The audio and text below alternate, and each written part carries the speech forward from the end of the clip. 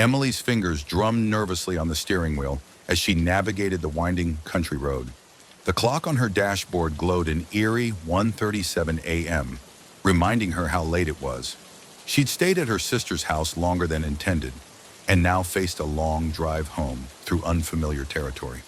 The headlights of her car cut through the inky darkness, revealing a landscape of twisted trees and overgrown fields.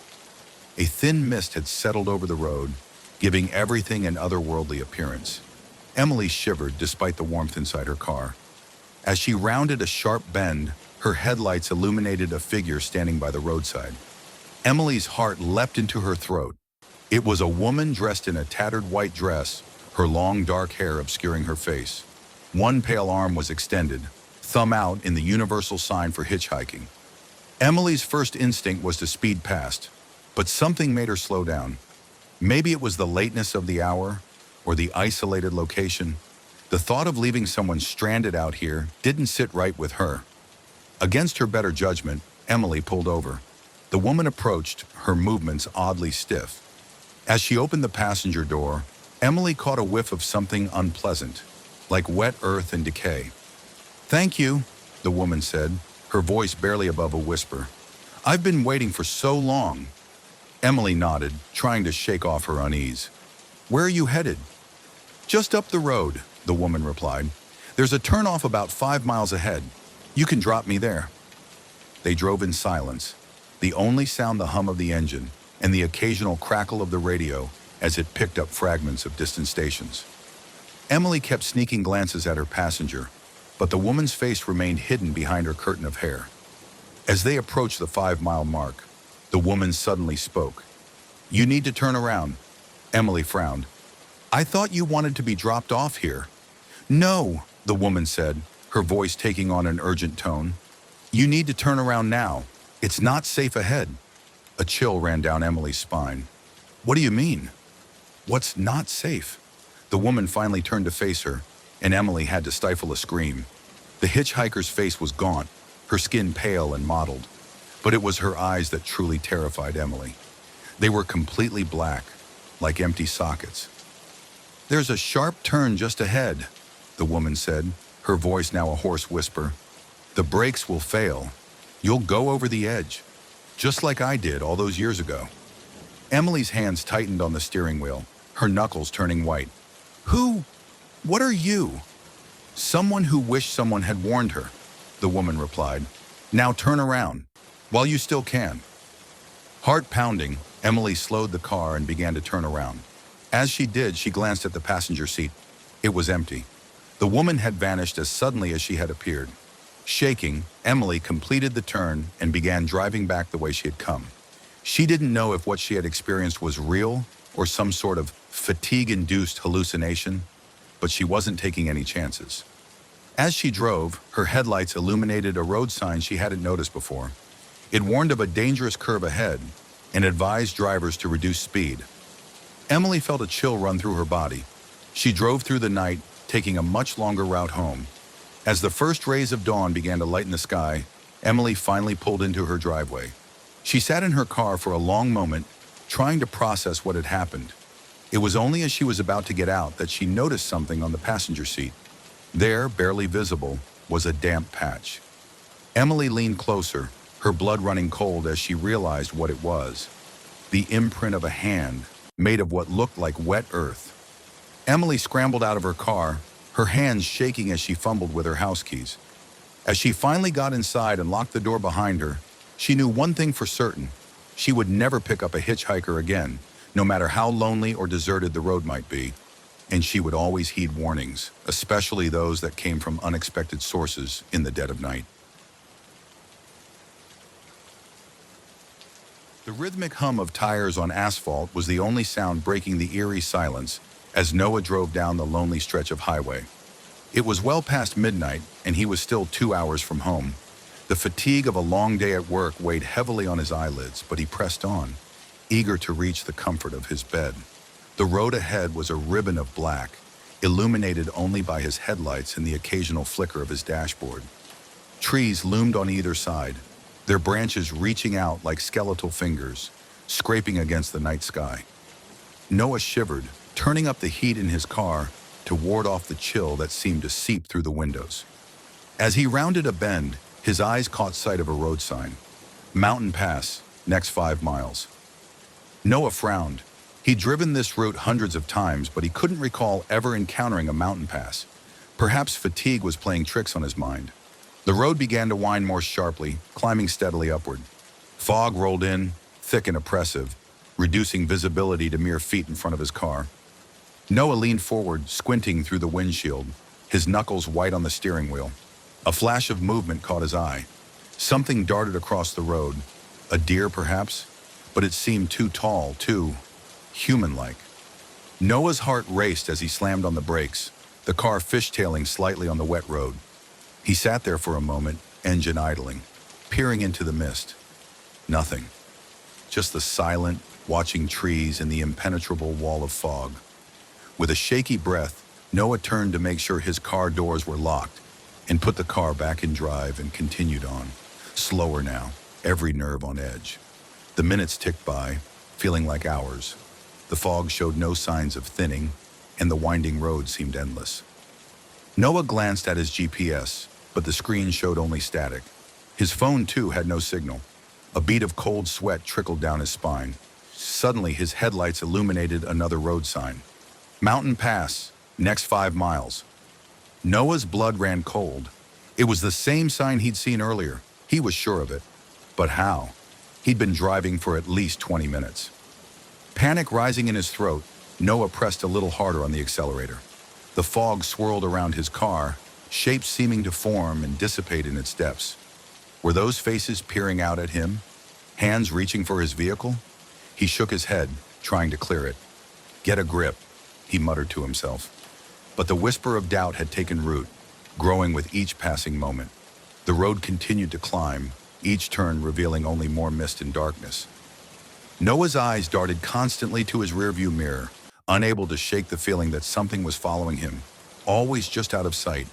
A low, mournful sound echoed through the night. A wolf's howl, or something more sinister. Noah's imagination ran wild, conjuring images of creatures lurking in the shadows, waiting to pounce. As he rounded yet another bend, his headlights caught something that made his heart stop. There, standing in the middle of the road, was a figure. It was tall, unnaturally so, its limbs too long and thin to be human. For a split second, Noah saw a face, pale, featureless, with eyes like black pits. He swerved hard, narrowly missing the figure. His tires screeched as he fought for control, the car spinning wildly. For a terrifying moment, he was sure he would plummet off the side of the mountain. The car came to a stop, teetering on the edge of the road. Noah sat there, gasping for breath, his entire body trembling. Slowly, stomach tight with dread, he turned to look back at where the figure had been standing. The road was empty. With shaking hands, Noah put the car in drive and eased back onto the road. He drove on, his mind reeling, questioning his sanity with each passing mile. And then, as suddenly as it had appeared, the fog began to dissipate.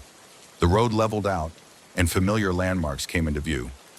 Noah nearly wept with relief as he saw signs for his town. As he pulled into his driveway, the first rays of dawn were breaking over the horizon. Noah stumbled out of his car, exhausted and shaken to his core. It was only later, as he was unlocking his front door, that he noticed something that froze his blood. There, on the side of his car, were long, deep scratches, as if something with impossibly sharp claws had reached out from the fog, trying to grab him as he passed.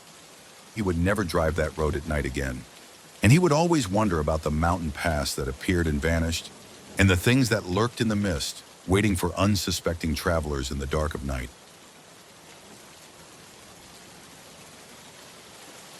Amanda's eyes strained against the darkness as she drove along the winding country road. The clock on her dashboard read 2:17 a.m. She had stayed far too late at her friend's house, engrossed in conversation and losing track of time. Now she faced an hour-long drive home through the rural outskirts of town. The headlights of her old sedan cut through the inky blackness, illuminating a narrow strip of asphalt ahead. Trees loomed on either side, their branches reaching out like gnarled fingers. Amanda shivered and turned up the heat, trying to shake off the chill that had started to settle in the car. As she rounded a bend, something caught her eye in the rearview mirror. Headlights appeared in the distance behind her, growing larger as they approached. Amanda's heart rate quickened. She hadn't seen another car for miles, and now one was rapidly gaining on her. The vehicle behind her was driving erratically, weaving back and forth across the double yellow line. Amanda's knuckles whitened as she gripped the steering wheel tighter. "Just a drunk driver," she muttered to herself, trying to stay calm. "They'll pass me soon enough." But the car didn't pass. Instead, it drew closer until it was mere feet from her rear bumper. Amanda could see now that it was a large pickup truck, its grille filling her rearview mirror. The driver flashed their high beams, momentarily blinding her. Amanda's breath came in short gasps as panic began to set in. She pressed down on the accelerator, pushing her old car to go faster. The speedometer crept past 70, then 80 miles per hour. The truck matched her speed effortlessly, staying right on her tail. Suddenly, the truck swerved into the oncoming lane and pulled up alongside her. Amanda kept her eyes fixed straight ahead, too terrified to look over. In her peripheral vision, she could see the driver's window rolling down. A deep voice called out, barely audible over the rush of wind. "Pull over!" Amanda's blood ran cold. Her mind raced through horrible scenarios. Robbery, assault, or worse. She shook her head vehemently and pressed the gas pedal to the floor. The truck fell back behind her again.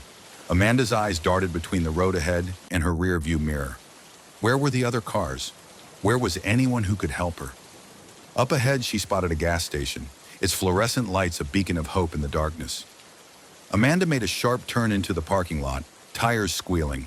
To her horror, the truck followed. She pulled up right in front of the store entrance and leapt out of her car, ready to run inside and call for help. But as she turned, she saw the truck driver getting out as well. He was a large man, his face obscured by the shadows. "Wait!"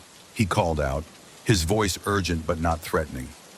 Amanda froze, her hand on the door handle of the store. The man approached slowly, hands raised in a non-threatening gesture. "I'm sorry if I scared you," he said, his voice softer now.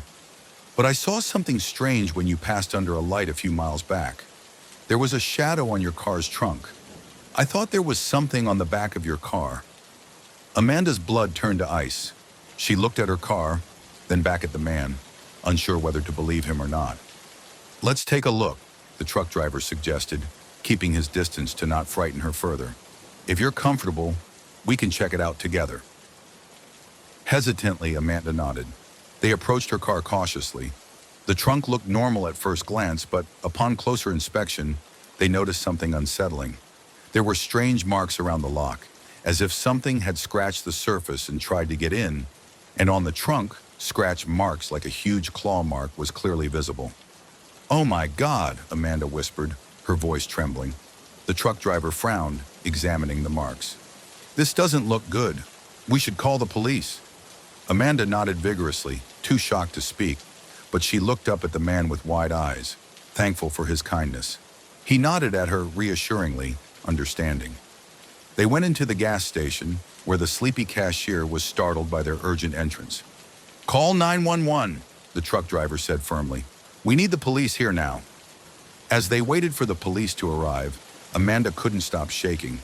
She kept glancing out the window at her car, imagining what might have happened if the truck driver hadn't intervened. When the police finally arrived, they examined Amanda's car thoroughly, opening the trunk to make sure nothing was inside that shouldn't be.